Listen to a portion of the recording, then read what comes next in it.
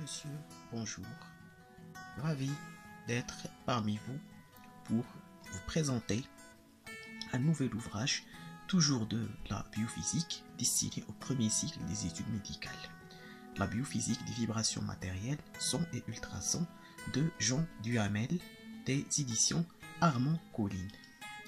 Ce petit ouvrage englobe les concepts et les fondements de l'acoustique physiologique ainsi que les applications médicales des ultrasons, notamment en échographie et en vélocimétrie Doppler ainsi qu'en ultrasonothérapie.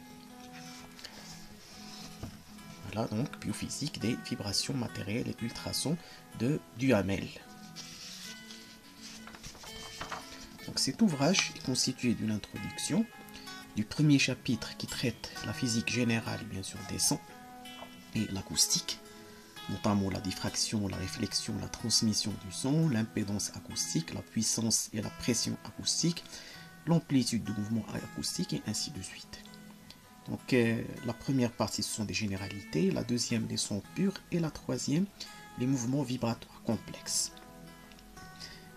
Le chapitre 2 donc c'est les phénomènes subjectifs de l'audition, donc la tonie, la sonie, le timbre et les autres qualités du son, notamment la nuisance. Et les phénomènes propres à l'écoute, bien sûr,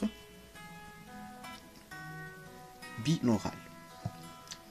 Le chapitre 3 traite les phénomènes objectifs de l'audition, donc il débute par une description anatomique de l'oreille externe, de l'oreille moyenne et de l'oreille interne, ainsi qu'un aperçu sur la physiologie de l'audition. Le chapitre 4 traite bien entendu les théories de l'audition, donc les théories téléphoniques, les théories des résonateurs cochléaires, notamment la théorie de Helmholtz, ainsi que des études informationnelles pures. Le chapitre 5 donc développe les éléments d'acoustique appliqués et l'exploration de la fonction auditive et sa prothèse. Donc la mise en évidence de la surdité, les épreuves classiques, les épreuves de la surdité, l'audiométrie tonale, les audiogrammes, les tests d'intelligibilité, ainsi que l'audiométrie vocale. Le chapitre 6 traite des éléments d'acoustique appliqués toujours, donc en relation avec la pollution sonore et le bruit. Et le dernier chapitre, les ultrasons, donc généralité, ultrasons de basse fréquence, ultrasons de haute fréquence. Notamment la piézoélectricité ou bien l'effet piézoélectrique, c'est l'effet électroacoustique bien sûr ou bien électromécanique responsable de la génération des ultrasons, les actions bien sûr physiques, chimiques et biologiques des ultrasons, l'utilisation des ultrasons en émission continue et l'ultrasonothérapie ainsi que l'utilisation en émission pulsée et l'ultrasonodiagnostic, avec une bibliographie très riche bien sûr. Donc ici donc l'introduction à l'ouvrage, chapitre 1, la physique des sons, les rayons sonores, les ondes sonores en champ libre, ainsi de suite, périodicité dans le temps, périodicité dans l'espace, la propagation du son, la vitesse de propagation et la célérité du son dans les fluides, dans les électrolytes.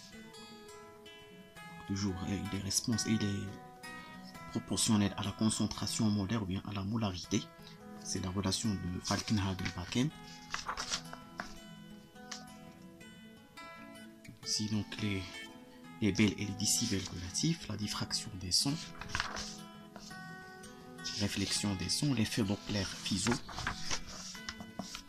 mouvement vibratoire complexe, et ainsi de suite. Donc, les différents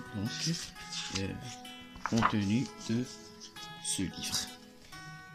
Théorie des résonateurs cochléaires, les théories téléphoniques, la théorie de Helmholtz, notamment du cochléaire, la théorie de von Bexey, prix Nobel de médecine en 1961, l'élément d'acoustique appliqué, l'exploration de la fonction auditive, sa prothèse et ainsi de suite.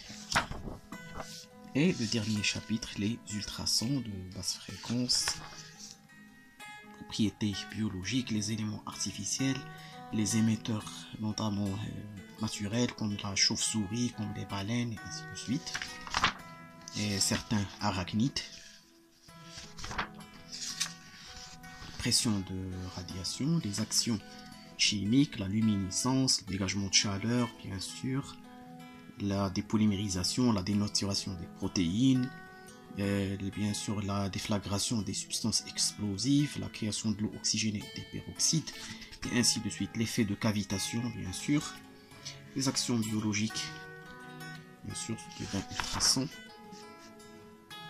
l'élévation de température locale, l'hypothermie, la compression, la cavitation, les indications thérapeutiques, donc aussi donc le contact avec les vessies, les utilisations en traumatologie, en rhumatologie, en dermatologie, ainsi que dans l'industrie pharmaceutique pour la préparation des aérosols, des émulsions, le dégraissage des pièces en mécanique pour l'industrie mécanique, la soudure et ainsi de suite.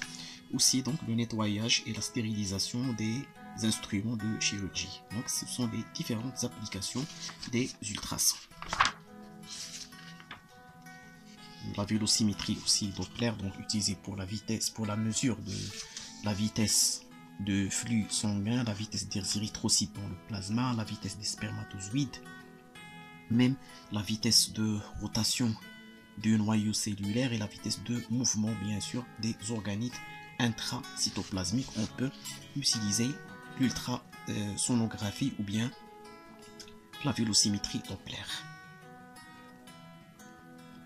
Ici donc la bibliographie, donc il est très riche. Phénomène neurologique de l'audition de Le Guix, éléments de physio et psychoacoustique de Lehmann, précis d'audiométrie clinique, Experiments in Hearing de Von Pexey, prix Nobel de médecine. La solution des 15 exercices figurant dans le manuel. Donc voilà donc la fin de cet ouvrage. Merci de votre attention et attendez-nous pour un autre ouvrage, notamment de biophysique, de chimie, de physique, de biologie ou de biochimie. Soyez toujours les bienvenus et n'oubliez pas de vous abonner dans notre chaîne pour que vous puissiez recevoir toutes nos nouveautés. Merci et à bientôt.